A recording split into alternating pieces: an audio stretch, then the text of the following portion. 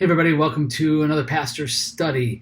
This week we talked about Psalm 100. And the focus of the psalm that I brought out as I was putting together my sermon was on that Hebrew word hesed.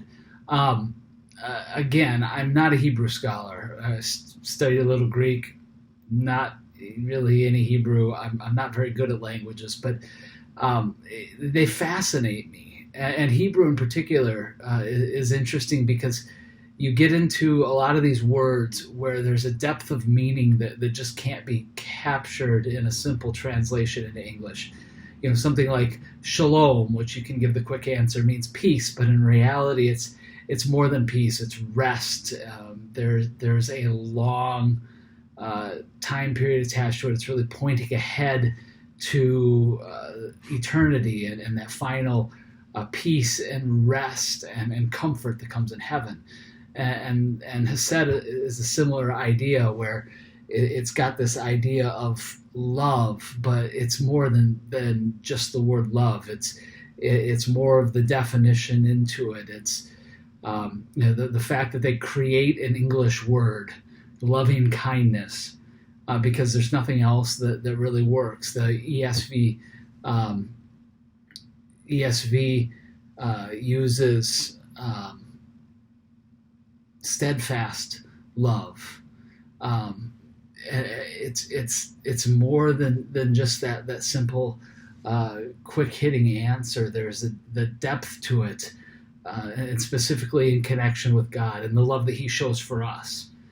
And when we get the depth, the complexity, the passion, the focus that comes from that love, it's easy to see why we have to respond to it. And again, that the connection that I make to the book of James at the end of the sermon, where James says, faith without works is dead. It's not saying that you have to have faith and works to be saved. It's if you actually have faith, there has to be works that go along to it, because true faith, true salvation, true acceptance of that gift requires a response. Because to not respond to that love is just unthinkable. To truly grasp it, to truly understand it, to truly accept it, it requires a response. And so that was why we put that focus there. I think that really fleshes out. Paul talks about being saved by grace through faith and pointing to Abraham. Abraham believed it was counted to him as righteous, but the point of that belief or the fleshing out of that belief is always in the actions that Abraham has. So he sees the love of God, and Abraham responds by being faithful, by doing what he's told, even when it doesn't make any sense.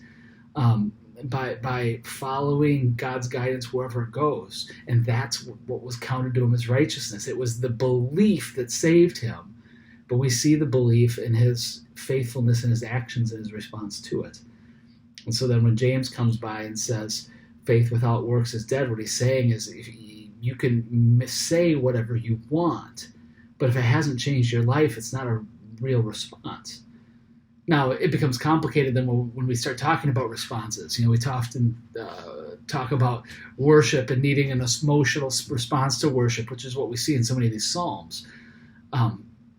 But emotional response looks different to different people.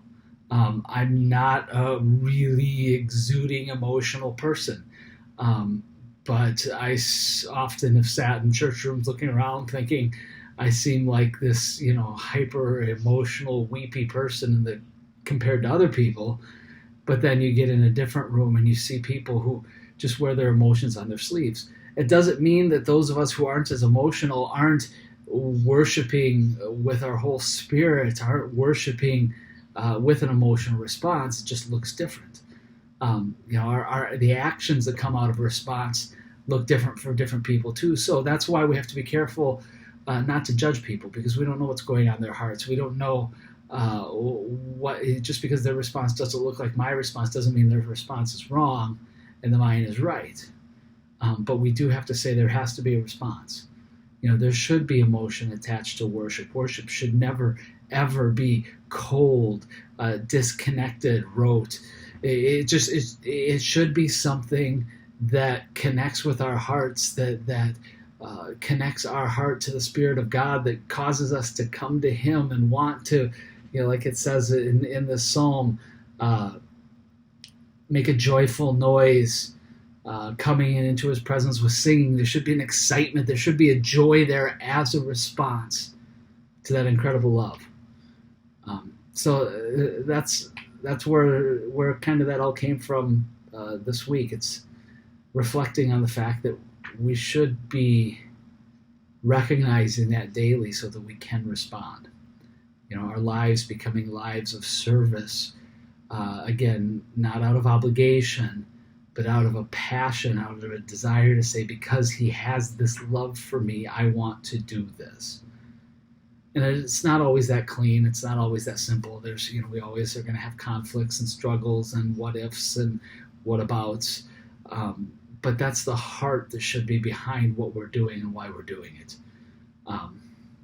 So Psalm 100. Next week, Psalm 103, on track to finish the Psalms by the end of the summer. Still jumping around. So I hope that was encouraging. Hope it blesses you. God bless you all. Have a great week. We'll see you soon.